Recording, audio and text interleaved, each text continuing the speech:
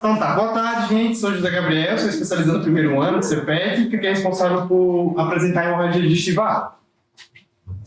Bem, hemorragia digestiva alta é um sangramento intraluminal, né, que ele pode ser originado de qualquer porção entre o esôfago superior, né, o esôfago mais proximal, e o ângulo de trás. Né? O ângulo de trás é justamente a transição que a gente tem da porção do delgado entre o duodeno e o jejum. Epidemiologicamente, porque é importante a gente estudar e dominar bem a hemorragia digestiva alta. Ela tem uma prevalência moderada, até ela comete 47,7 pacientes a cada 100 mil internações. Tem uma taxa de mortalidade que vem caindo aí com o tempo devido aos avanços da medicina, ao seu conhecimento e tratamento precoce de 10 a 14%. Apresenta uma incidência 2 vezes maior no paciente de sexo masculino, isso a gente entende por conta dos fatores de risco, que ele vai ver já. E o que é um ponto ótimo, né, elas tendem a ceder espontaneamente, principalmente na hemorragia digestiva baixa. O sangramento ele vai parar em mais ou menos 80% dos casos, mesmo sem a gente fazer nada. Em relação às etiologias, didaticamente, até para a gente saber como manejar bem, a gente consegue dividir a hemorragia digestiva alta entre causas varicosas, né, derivadas das varizes esofágicas, das causas não varicosas. As causas não varicosas são de longe as mais prevalentes, somando tudo aqui dá mais ou menos 85% e apenas 15% das varizes esofagogástricas.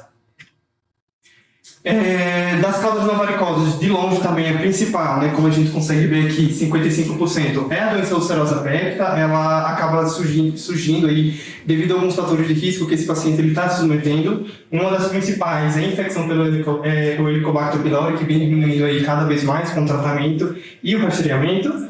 Citomegalo, herpes, induzido por drogas, muito importante também o uso de AINES e AS, principalmente pacientes idosos que frequentemente se queixam de muitas dores e acabam fazendo uma automedicação. Úlceras e erosões induzidas por estresse, síndrome de Zollier-Ellison, que já é um pouquinho menos comum, idiopáticas, esofagite. As causas varicosas. As causas varicosas elas são secundárias por conta de um estado de uma hipertensão portal. A gente vai ter uma dificuldade ali do fluxo portal, que devido às circulações colaterais, né, para tentar compensar esse aumento da pressão portal, vão gerando essas varizes esofagogástricas, que podem ser esofágicas, gástricas e duodenais. Geralmente secundária é uma gastropatia portal hipertensiva. A gente tem que ter em mente que, de longe, também a principal causa de hipertensão portal é a cirrose, mas a gente também não pode esquecer as outras causas que não a cirrose, como trombose de veia cava, síndrome de Budd-Chiari, uma pericardite constritiva. Malformações vasculares, angiodisplasias, principalmente hemorragia digestiva baixa, lesão de Delafoy, ou até meio stomach, traumáticas, a rotura de síndrome de Maillard-Weiss, né, que são aqueles vômitos incoercíveis, que acabam gerando uma erosão, uma ulceração ali na transição esôfago-gástrica, e as causas neoplásicas. Em relação aos achados clínicos, como é que esse paciente ele vai se apresentar? É um paciente que ele vai apresentar, geralmente, ou melena, ou hematêmese, e em menor quantidade, hematoquesia. O que é a melena? A melena são as fezes de coloração escurecida, preta, pastosas e com odor fétido. Essas fezes acabam tendo essas características, esse aspecto, justamente por conta do longo tempo que, devido a esse sangramento que ele vai passando no intestino, até ser liberado nas fezes e essa degradação da hemoglobina do sangue. Cerca de 90% da melena é por conta de um sangramento alto, né, até o ângulo de trás, como a gente comentou, embora possa ocorrer também um sangramento baixo em algumas situações que a gente tiver uma utilidade intestinal bem mais identificada. E geralmente volumes de 50 ml já podem manifestar a melena. A hematêmese é o vômito com sangue vermelho vivo, em tipo de borra de café, e a hematoquesia é a passagem de sangue vivo pelo reto, com ou sem fezes. E geralmente a hematoquesia ela vai ser bem mais característica de uma hemorragia digestiva baixa, no entanto, pode introduzir também uma hemorragia digestiva alta, desde que ela seja de grande volume ou que eu tenha uma motilidade muito rápida no meu intestino. Geralmente a hematoquesia é um pouquinho mais grave, ela vai estar associada com instabilidade hemodinâmica. Quais são as métricas aqui do meu paciente com hemorragia digestiva alta? De longe, sim, vou ter que fazer uma estabilização hemodinâmica. Ele teve uma perda de sangue, esse paciente ele pode acabar estabilizando, desenvolvendo alguns sintomas de choque. Além disso, eu também tive que interromper aquele sangramento agudo, fazer endoscopia nas primeiras 24 horas, que é o que a gente chama de endoscopia precoce, e profilaxia de ressangueamento. Então, vamos iniciar a abordagem aqui do meu paciente. Primeiro, vamos descobrir por que ele está sangrando. Como a gente sabe, as principais causas são as não varicosas, dentre as não varicosas, de longe, a ulcerosa péptica. Então, na avaliação inicial, a gente vai coletar bem uma história desse paciente, comorbidades prévias, medicamentos, saber como foram esses sintomas foram iniciados, exame físico, laboratório, em alguns casos que a gente vai discutir melhor sobre a lavagem nasogástrica. As manifestações que a gente já comentou, história médica pregressa, né? 60% desses pacientes que eles apresentam sangramento da mesma, 60% eles apresentam sangramento da mesma lesão, então são pacientes que eles já tinham um histórico prévio de um sangramento, e é bastante importante a gente identificar as comorbidades, até porque isso pode influenciar no nosso manejo. Pacientes que têm uma doença arterial coronariana, doença pulmonar, eles vão ter umas métricas de tratamento um pouquinho diferentes, com a hemoglobina um pouquinho mais elevada. Os sinais crônicos e os de insuficiência cardíaca, tem que cuidar com sobrecarga de volume. As coagulopatias, elas podem acabar agravando esse quadro de sangramento, além dos medicamentos de uso contínuo, né? Às vezes são pacientes que ele tem uma troca de válvula, uma fibrilação, acabam usando algum anticoagulante por algum motivo. Em relação ao exame físico aqui, a gente tem algumas causas específicas de hemorragia que elas podem ser sugeridas pelos sintomas dos pacientes. Então, geralmente, um paciente que tem uma dor abdominal ali superior, aí vai pensar em úlcera péptica, paciente com odirofagia, refluxo gastroesofágico, disfagia, uma úlcera esofágica, paciente que quando vomitam, né, a hematêmese, tem uma êmese, uma ânsia de vômito ou tosse, né, a gente vai pensar aí na síndrome de Mallory-Weiss, né, os vômitos incoercíveis. Os estigmas do paciente cirrótico, então, um paciente com ascite, icterícia, telangiectasia, eritema palmar, a gente vai pensar em uma hemorragia varicosa, ou sintomas disfásicos, saciedade precoce, perda de peso numa causa maligna.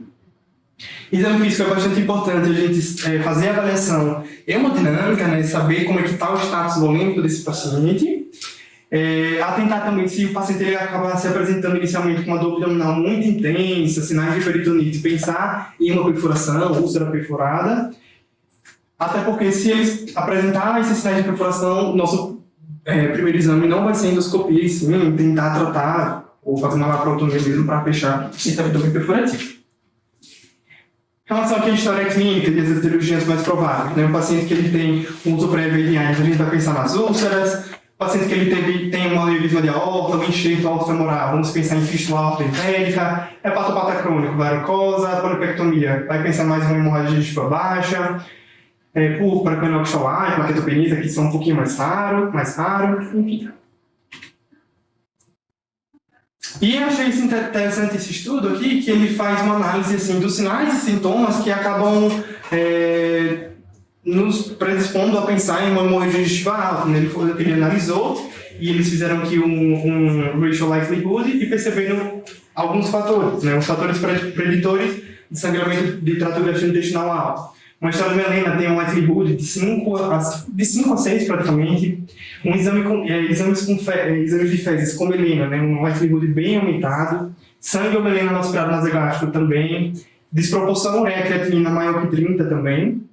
Além disso, eles perceberam que quando a gente tem presença de coágulos sanguíneos nas fezes, a chance de ser uma hemorragia digestiva baixa, alta, já é bem menos provável, né? O likelihood menor do que 1. E alguns fatores que eles perceberam associados a um sangramento mais grave, que é sangue vermelho vivo ali durante a lavagem nasogástrica, taquicardia e hemoglobina abaixo de 8. Em relação à lavagem nasogástrica, ela não deve ser indicada de rotina. Tá? Antes a gente tinha essa percepção de que tinha que fazer a lavagem nasogástrica para auxiliar no diagnóstico, ou até mesmo na endoscopia. Realmente, quando a gente faz uma lavagem nasogástrica, foi associado ao menor tempo de realização da endoscopia. Até porque o endoscopista ele vai ter uma maior facilidade, já que a gente conseguiu, enfim, aspirar um pouquinho aquele sangue, ou os utensílios que tiverem lá. No entanto, diversos estudos foram feitos, eu trouxe aqui um deles, que esse estudo randomizado foi realizado com 280 pacientes com sangramento gastrointestinal com a hemorragia digestiva alta, e foi percebido que não houve diferença nas taxas de sangramento e mortalidade nos que fizeram uma lavagem nasogástrica ou não fizeram. No entanto, quando a gente faz e realmente vem essa aspiração de um sangue vermelho vivo, praticamente a gente afirmou um diagnóstico de hemorragia digestiva alta. No entanto, não vim sangue,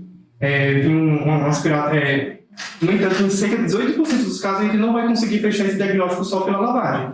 A gente vai ter a presença só de um aspirado gástrico claro ou bile sem sangue.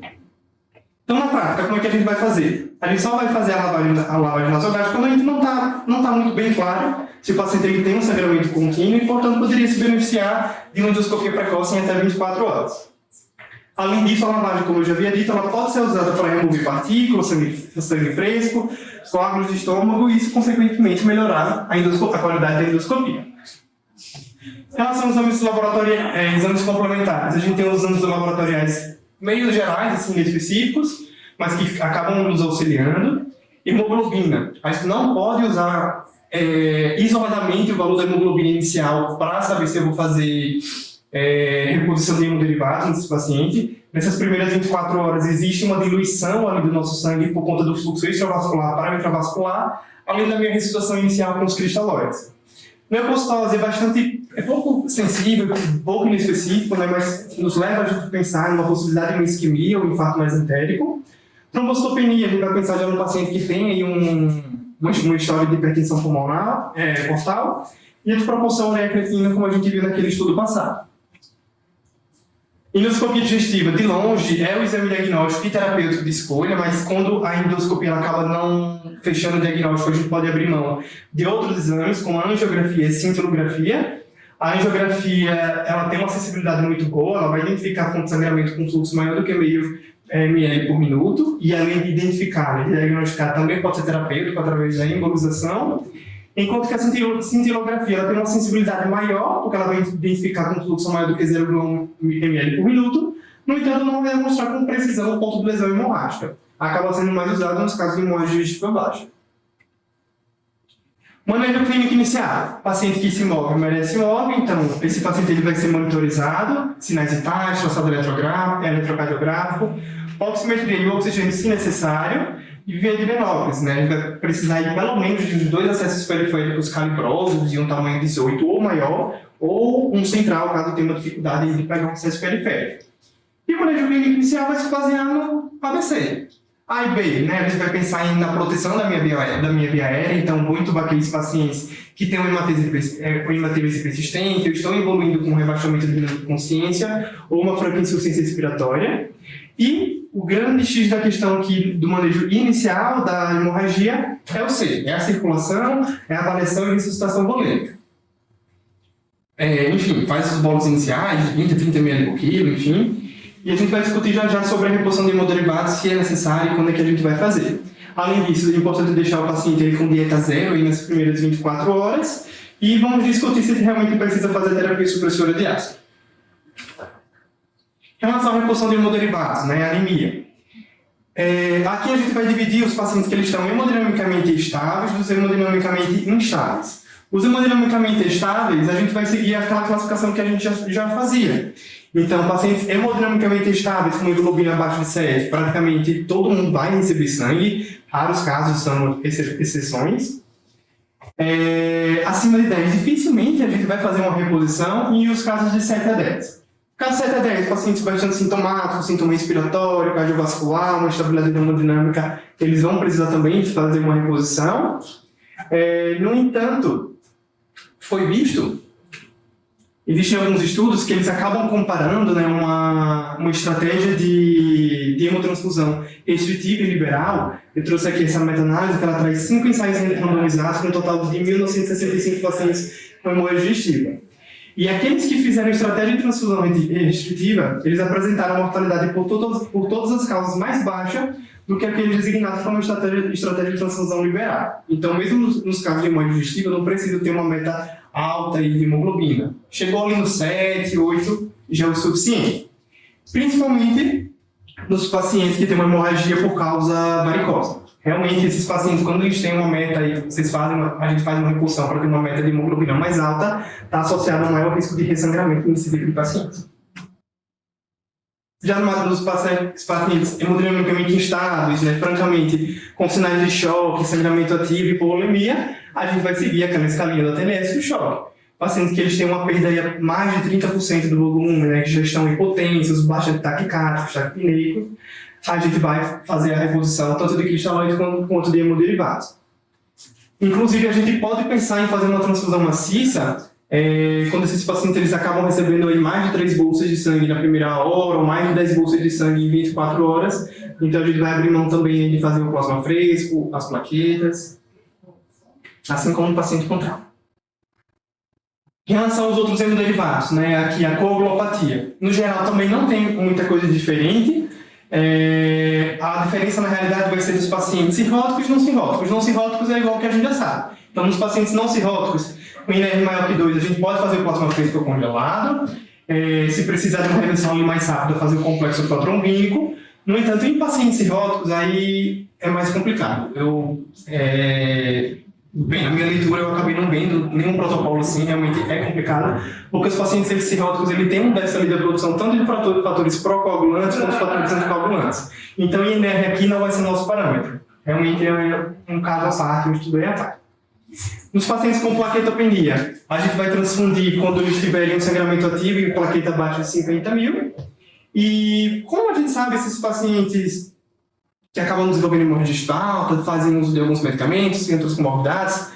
Antigamente, esses pacientes que desenvolviam hemorragia digestiva e usavam antiagregantes plaquetários, eles acabam fazendo uma reposição de plaquetas um pouquinho mais precoce.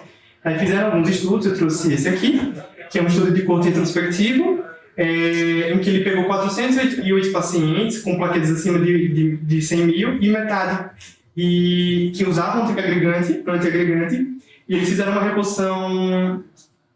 Metade do grupo, eles acabaram fazendo uma reposição de plaqueta e na outra metade não fizeram. E a conclusão foi que essa reposição precoce de plaqueta, né, com plaqueta acima de 100 mil, só porque eles usam antiagregante, acabou não reduzindo o sangramento e aumentou a mortalidade.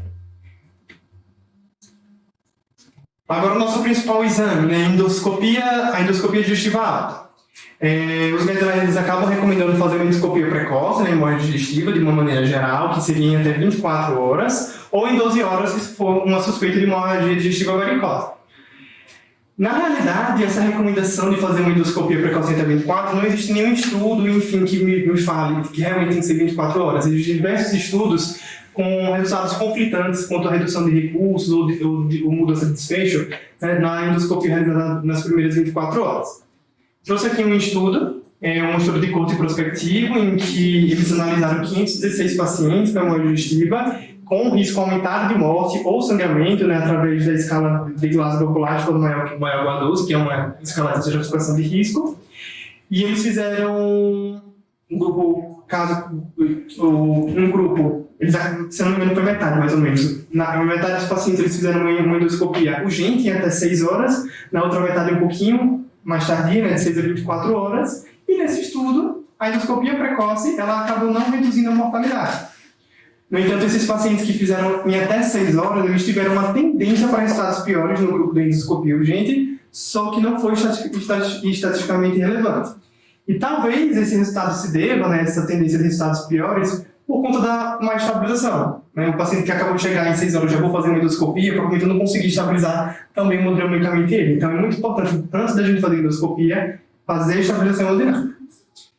A endoscopia ela pode ser realizada simultaneamente com a transfusão de uma componente, ela não deve ser adiada até que a coagulopatia seja corrigida. A gente consegue fazer uma endoscopia com segurança quando o paciente ele tem plaquetas acima de 20 mil ou acima de 50 mil e tiver com sangramento ativo e INR abaixo de 2,5. Uso dos procinéticos. Enfim, faz muito sentido, né, a gente fazer uso dos procinéticos para tentar melhorar a visualização da endoscopia, de conseguir determinar o foco de sangramento, e realmente existem alguns estudos que comprovam sua eficácia. Os dois principais medicamentos estudados são a eritromicina e a metoclopramida. Eu acabei não achando muita coisa da metoclopramida, mas eu trouxe aqui da eritromicina. A eritromicina ela acaba promovendo o esvaziamento gástrico devido à sua capacidade agonista de alguns receptores de hemoglobina. Eu trouxe esse estudo aqui, que ele foi uma meta-análise, uma meta-análise com 8 ensaios clínicos randomizados, foram avaliados 598 pacientes com hemorragia digestiva. E naqueles que fizeram uso da eritromicina, eles foram mais propensos a ter uma visualização gástrica adequada, menos propensos a necessitar de uma nova endoscopia para fazer uma segunda análise e tiveram menor permanência no hospital. No entanto, não houveram diferenças relacionadas de sangue transfundido, duração de endoscopia ou necessidade de cirurgia de emergência. A dose preconizada da eritromicina seria 250 mg, cerca de 30 a 90 minutos antes da endoscopia, e os cuidados que a gente tem que fazer se a gente fizer uso da eritromicina, provavelmente no intervalo QT e algumas interações medicamentosas, já que ele é um indivíduo do protocolo P450. Agora, especificamente daquelas causas. Aqui, a gente vou focar no tratamento das duas principais causas de hemorragia digestiva, que é a varicosa, por varizes esofagogástricas, e a ulcerosa. Iniciando aqui pelas doenças ulcerosas, como eu já havia dito anteriormente, ela está muito relacionada com alguns fatores de risco. O principal dele é o Helicobacter pylori, que com o tempo e o rastreamento e o tratamento vem diminuindo, além dos AINs, estresse, aumento de produção de ácido gástrico. E além da gente fazer o tratamento quando o paciente ele vem com hemorragia digestiva, é muito importante que a gente tente eliminar esses fatores de risco. A taxa de recorrência de úlcera dos que não eliminam o H. pylori é de 60% contra 6% dos que conseguem erradicar essa bactéria. Só a título de exemplo. Bem, doença ulcerosa, a gente vai acabar fazendo endoscopia, e através da endoscopia a gente vai ter uma estratificação de risco, uma estratificação endoscópica mesmo, da característica daquela úlcera. Para isso a gente usa aqui a classificação de Forrest. Ele é dividido em Forrest 1, 2 e 3, 1 é hemorragia ativa, em jato ou em evaporação. A 2 seriam sinais de hemorragia recente, em que 2A tem um vaso visível não sangrante, aqui já tem um coágulo aderido e uma tendina na base, e aqui sem sinais de sangramento. Na estratificação de Forrest, o que mais chama atenção aqui a gente seriam os pacientes 1A, 1B, 2A e 2B, que são os que apresentam maior taxa de ressangramento. E como é que a gente vai fazer essa terapia? Como eu já havia dito anteriormente, grande parte, cerca de 80% dos pacientes, eles vão acabar cessando espontaneamente o sangramento. No entanto, a gente tem algumas medidas tem algumas medidas que a gente pode fazer para diminuir essa taxa de ressangramento. Uma delas é a terapia supressora de ácido, tendo em vista esse mecanismo fisiopatológico. A gente vai realizar essa terapia supressora de ácido nas úlceras que apresentam alto risco de ressangramento. Foi visto que a terapia com os antagonistas, os inibidores dos receptores, os antihistamínicos 2, não demonstrou diminuir a taxa de ressangramento, demonstrou apenas com o uso dos inibidores de bomba de prótons, tá? Os inibidores de bomba de prótons endovenosos em altas doses, eles acabam reduzindo a taxa de ressangramento, de cirurgia e de mortalidade. Trouxe esse estudo aqui, que foi um estudo randomizado e prospectivo, em que ele comparou uma dose padrão de inibidor de bomba de próton, como se fosse uma dose profilática mesmo, de 40 mg dia, contra uma alta dose, que seria de 80 mg dia, mais uma infusão contínua de 8 mg por hora por mais 3 dias. Em pacientes com úlceras hemorrágicas de alto risco de sangramento. E foi visto que teve uma redução significativa da taxa de ressangramento em comparação com o tratamento padrão.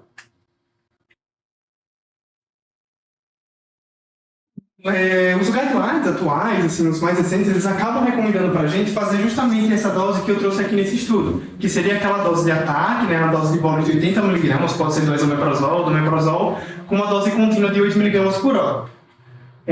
Posteriormente foram feitos alguns estudos para saber se realmente precisava fazer esse tipo de esquema ou se a gente poderia fazer um esquema intermitente. Trouxe esse estudo aqui, que ele foi um estudo randomizado.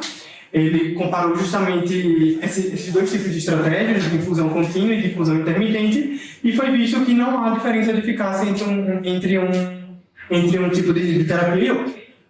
Então, a gente pode sim fazer a dose intermitente, desde que a gente faça a dose inicial ali do bolo, de 80 mg, mais 40 mg de 12 em 12 por aproximadamente uns 3 dias. Se não houver sangramento depois desse período, a gente já pode reduzir mais a dose do omeprazol. E quando a gente vai pensar em passar esse inibidor de bomba de próton venoso para a via oral?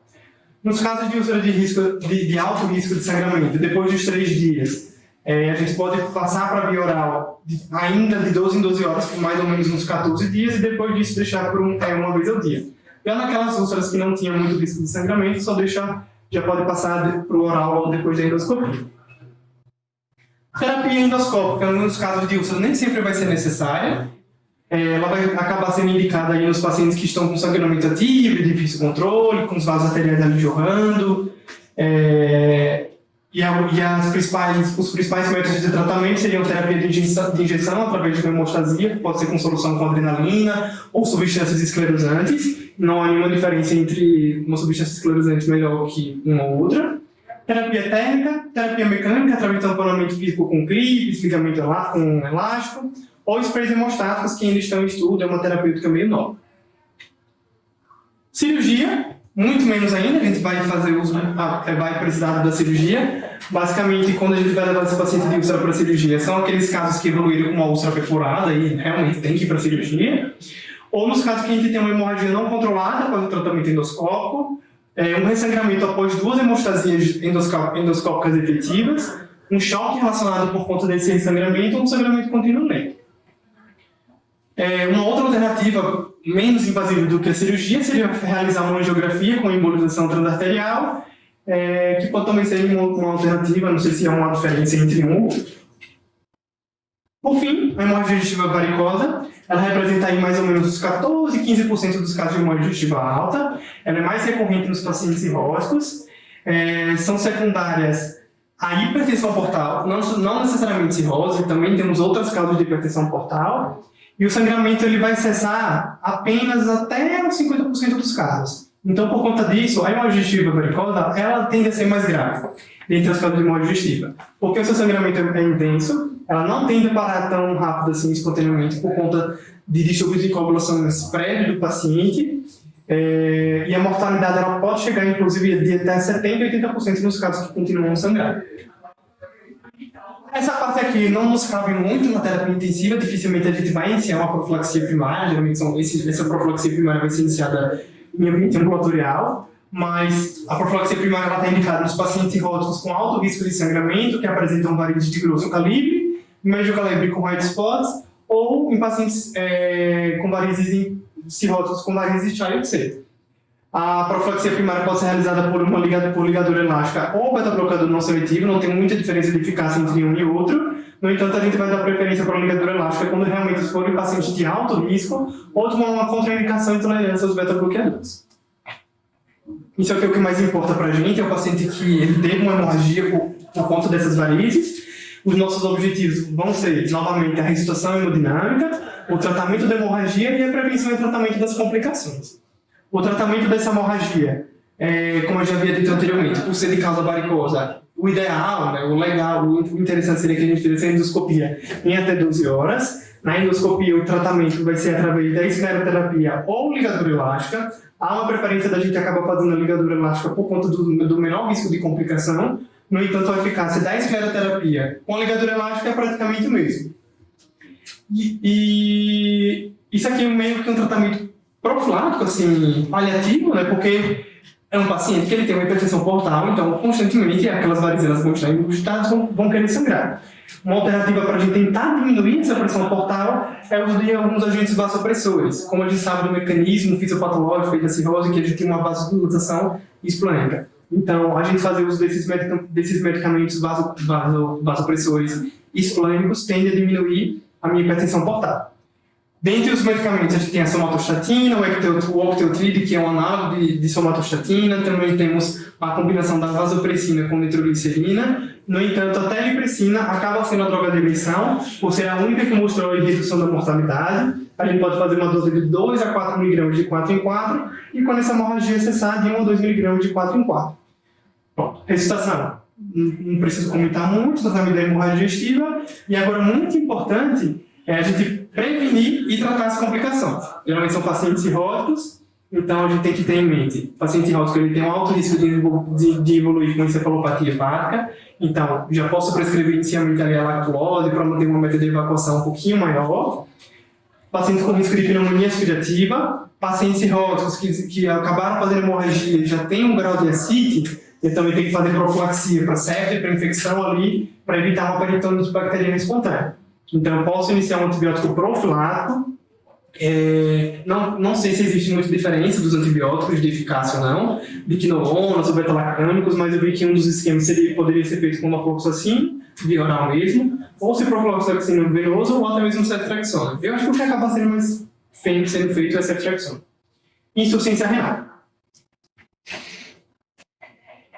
Se o paciente ele persiste com sangramento, apesar dessas medidas, dos agentes vasopressores e da ligadura elástica da escleroterapia, a gente pode fazer mão aí do balão de semi-stick do Blackmore.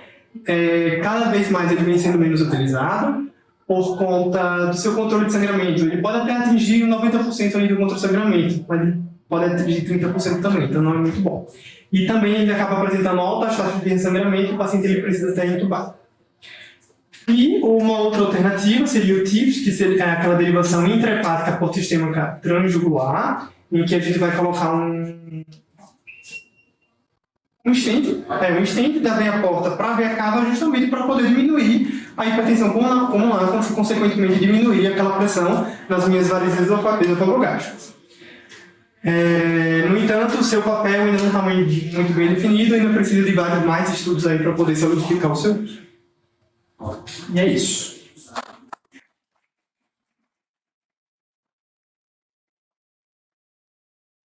Bom, Zé, foi uma aula grande, mas foi bem completa, né? Desde o começo do reconhecimento da hemorragia, os fatores de risco para cada uma das diversas causas, uma abordagem de tratamento para as úlceras, sangramento por doença péptica e varices. Perguntas, me ajudem. Eu tenho. Oba! É que coincidentemente essa semana a gente teve uma paciente de informações com HDA. Internou com HDA.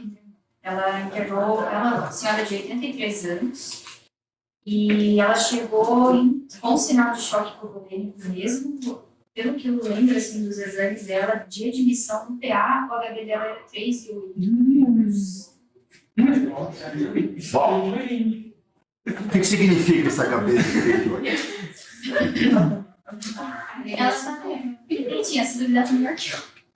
Mas enfim, ela internou, a história que ela tinha em casa, teve um episódio súbito de hematêmese bem volumosa e melena, e a neta encontrou ela em casa, já meio sonolenta, enfim, trouxe para o rendimento.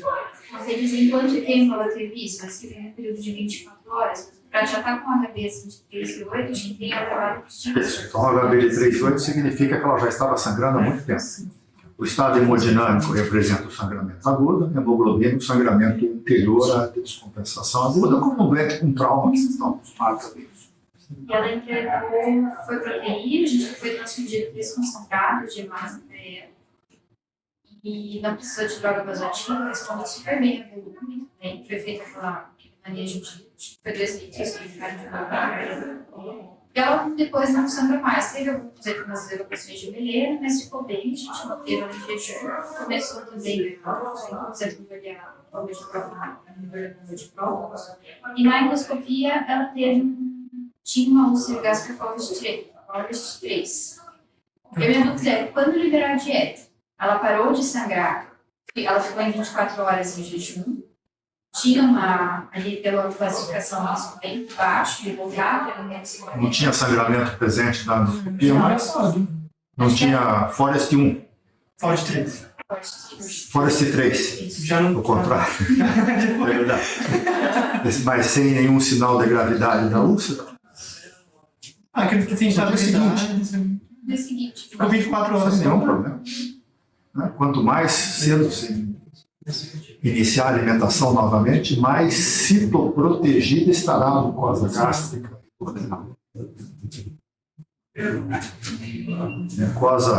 Os sangramentos por doença péptica, seja por estresse, são os doentes, não foi abordado aqui, né? Ele fez uma abordagem de hemorragia digestiva alta dessa ambulatorial. Tá? Você possivelmente deve estar vendo infinitas vezes mais hemorragia digestiva dos doentes internados, por estresse. Né? Geralmente não exterioriza muito, se só identifica quedas do VG, né? Naqueles doentes que ficam crônicos, muito tempo entubado, séptico, traumas, críticos crônicos. Enfim, mas voltando para esse caso especificamente, o doente com úlcera por estresse, ele sangra por causa de deficiências da citoproteção gástrica. O fator de risco que o doente crítico tem para poder sangrar é porque a mucosa é pouco perfundida, por causa da acidez intracelular dentro da mucosa gástrica, e não da acidez dentro da luz luminal. Esses doentes frequentemente têm hiperlactatemia, têm pH baixo, Então, baixa perfusão, dificuldade da citoproteção gástrica, frequentemente anti-inflamatório, que eles tomaram em casa, ou eventualmente tomam no hospital, analgésico que você faz, que inibe prostaglandina, que facilita a multiplicação das células da mucosa gástrica. Tudo isso deixa a mucosa gástrica muito vulnerável. A maneira de tratar esse doente, basicamente, é perfundindo a mucosa. Esse doente que vem da comunidade, quando a doença é uma doença péptica, geralmente é hiperacidez ou uma dificuldade da citoproteção gástrica, mas mais frequentemente aumento da acidez gastrointestinal. E essa citoproteção pode ser melhorada significativamente com uma alimentação mais cedo possível. Volta para o peristaltismo, isso irriga a mucosa gástrica, porque tem alimento ali dentro, e também protege mais a mucosa também de retrodifusão de ácido, mesmo que ele esteja tomando inibidor de bomba de próton significativamente dose alta. Possivelmente essa doente estava tomando. O que mais? Alfredo, alguma coisa? Você que é cirurgião? Então, doutor, acho uma aula muito completa e acho que só para não esquecer de sempre fazer um exame, mammoscopia, né, no paciente. Mas o quê? Mammoscopia. Fazer uma mammoscopia ali. Anoscopia? Né? Para não esquecer que a principal causa ainda dos sangramentos é a doença varicosa da região perianal, né? Não vindo do próprio trato gastrointestinal. Como assim? Nós estamos falando de hemorragia digestiva alta. Sim, né? Mas sempre lembrar que 80% das vezes, né, das hemorragias digestivas, elas são altas, são as principais. Só que sempre lembrar que a hemorragia digestiva alta ela pode se apresentar como uma provável hemorragia digestiva baixa. Pelo Por hematoquesia? Por hematoquesia. Pelo aumento da velocidade, né, do trato gastrointestinal no sedimento alto, pode sair com sangue vivo nas fezes. Então nunca esqueça de fazer a inspeção perianal também, lembrando que pode ser uma diferenciação. Não sei se me fiz entender. Não, faz 40 anos que eu trato de hemorragia digestiva alta, nunca fiz uma endoscopia. É que às vezes sai sangue vivo nas fezes. Faz o quê? Sangue vivo nas fezes. Isso. E aí, Mas é isso nos casos de dúvida diagnóstica, então? Isso. Aí ele pediu, em vez de ficar pedindo direto endoscopia, também fazer uma anoscopia. Para ver se é alto ou baixo. Para descartar se não pode ser uma doença perianal. Aí chega lá é só hemorroida assim. Mas hemorragia digestiva alta, de modo geral, quando tem hematoquesia, é relativamente uma infrequência.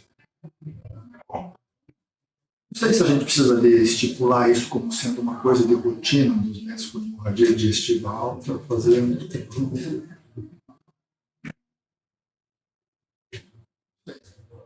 Não. Desculpa, mas eu acho que. O que mais? Sonda, doutor. Sonda? Para todo mundo. Porque eu não sei se é um negócio. Não, desculpa.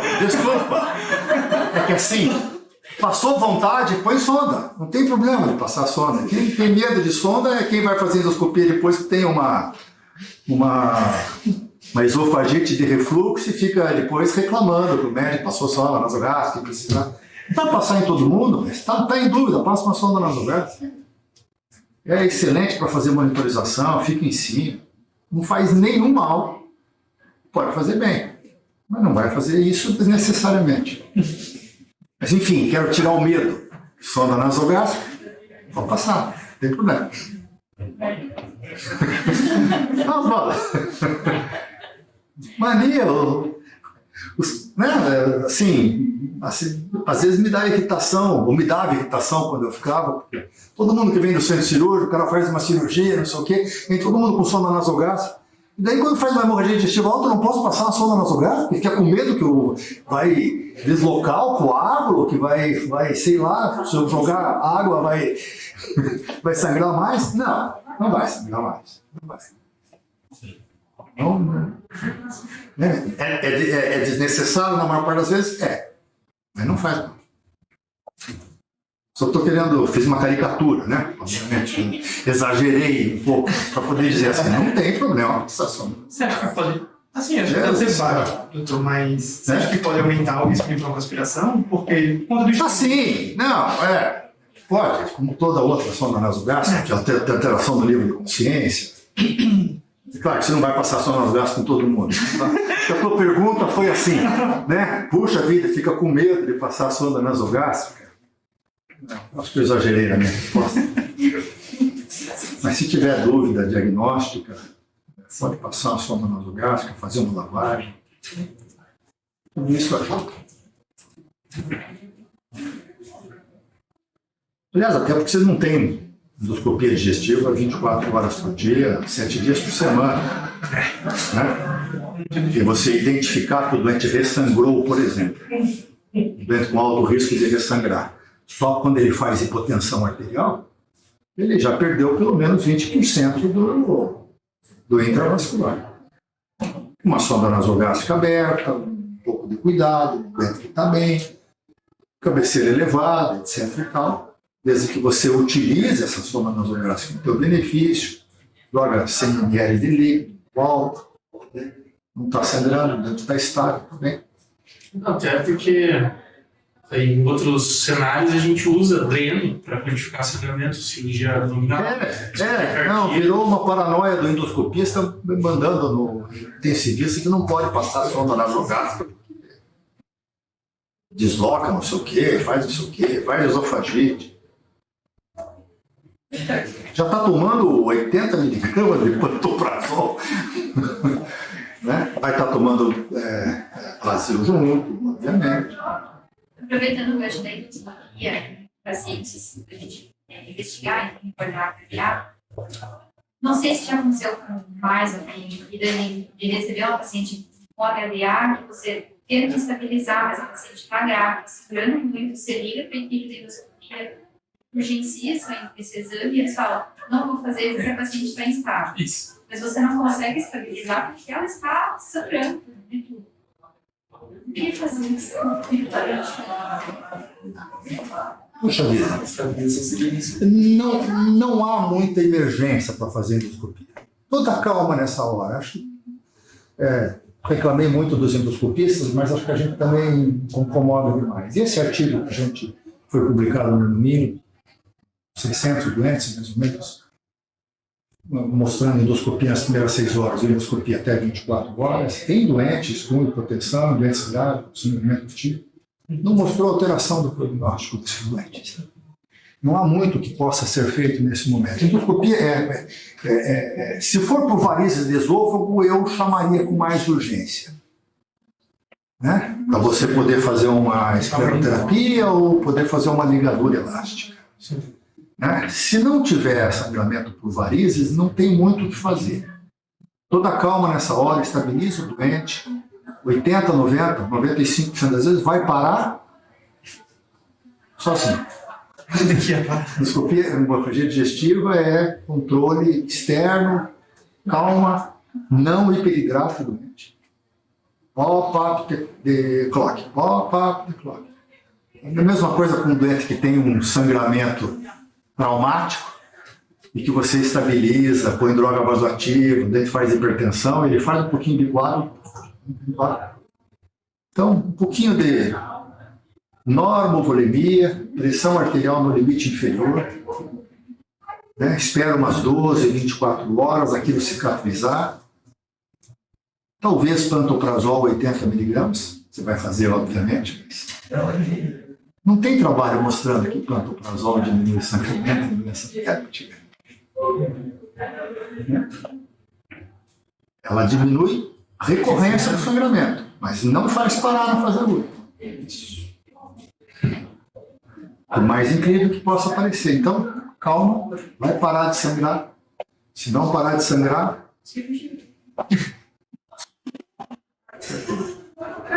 Aí talvez esse doente possa fazer algum procedimento, uma injeção alcoólica, né? Na base da úlcera. Mas esse é um Forest. Hein? Zero. Né? Forest 1 é o mais grave, eu sempre confundo. É o mais grave. São Forest 1, meio.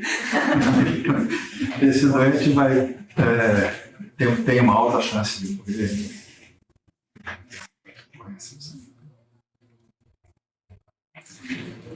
Algumas coisas que você pode fazer que eu acho que dá certo, sem evidência. Então, normalize a pressão o mais baixa possível, corrija toda a coagulopatia, corrija distúrbios hidroeletrolíticos, ácido básicos principalmente, dê chance dessa mucosa poder se regenerar o mais rápido possível. Tira qualquer fator ofensivo, veja se não tem coagulopatia, acho que eu já disse isso, e faz transamin. Esqueci de trazer. Faz 1 grama de transamin, repete esse 1 grama de transamin 6 horas depois. Acho que vai dar mais certo do que. Como é que o senhor se basearia na coagulopatia do paciente cirrótico? Já que. Então, o paciente cirrótico tem sangramento por múltiplas razões, né? Então, além da varize do esôfago e da gastropatia hipertensiva, muito frequentemente o doente com cirrose, com varize, sangra para o estômago, porque ele tem uma hipertensão venosa dentro da mucosa gástrica, então ele faz muitos sangramentos pontuais. Esse doente, talvez um TIPS seja o melhor para ele. Mas, por exemplo, diminuir pensando em fazer um plasma para corrigir uma coisa. Então, e daí as coagulopatias, de um modo geral, ele tem hiperfibrinólise com deficiência de fator de coagulação e plaquetopenia pelo hiperesplenismo. Então ele vai precisar de plasma fresco, ele vai precisar provavelmente de crio precipitado para poder dar fibrinogênio, também tem hiperfibrinogenemia, e vai precisar de plaqueta, plasma fresco, crio precipitado, e vai precisar de transamin. Mas eu não posso Porque esperar a gente tem fibrinólise aumentada, hein? Mas eu não posso esperar uma meta, sei lá, um INR abaixo de 2. O quê? Não posso esperar, por exemplo, um INR abaixo de 2 para um paciente cirrótico. Nem sempre. Não, se o dente estiver com sangramento agudo, você corrige. Tá. Né? Corrigindo, parou de sangrar, era varize do esôfago, fez ligadura, solta o doente, ele vai voltar para a sua coagulopatia normal outra vez. Você não vai ficar administrando isso depois que parou de sangrar. Só fez no momento para poder parar de sangrar, para poder fazer o procedimento. E mesma coisa como se fosse uma hemostasia pelo balão de Seystaken Blakemore. O balão de Seystaken não diminui a mortalidade, mas para de fazer de sangrar. Então para de sangrar, coloca o balão, estabiliza hemodinamicamente o doente, né? Ele ficou 12, 24 horas estabilizado, você desinsufla, vai para a endoscopia, na hora que puder ir fazer, faz a ligadura de varize, tira fora. Mais ou menos como se você estivesse fazendo um doente que tem uma coagulopatia grave, corrija a coagulopatia na fase aguda, eventualmente repete isso uma segunda vez, providencia ele fazer uma endoscopia o mais rápido possível, fez a ligadura, ele vai ter que voltar para o seu normal, não vai ficar administrando plasma fresco, e nem transamin, 1, 2, 3 doses, né? Até uma terceira dose, 6, 12 horas depois, tem pouca chance de fazer trombose. Se ficar fazendo transamin mais do que 24 horas, o dente faz trombose venosa, faz infarto do miocárdio, faz trombose do perno. E às vezes o paciente realmente tinha HC, sabe? Então ele já tem um INR bem consumido, sabe? Então ele não vai pelo INR, você trata a cirrose global. Então tenta compensar a cirrose, geralmente a HDA que vai compensar a cirrose, vai demorar tempo e estabilizar a parte hemodinâmica. Em geral, esses doentes têm peritonite bacteriana espontânea, então sempre tem que ir a certa infecção.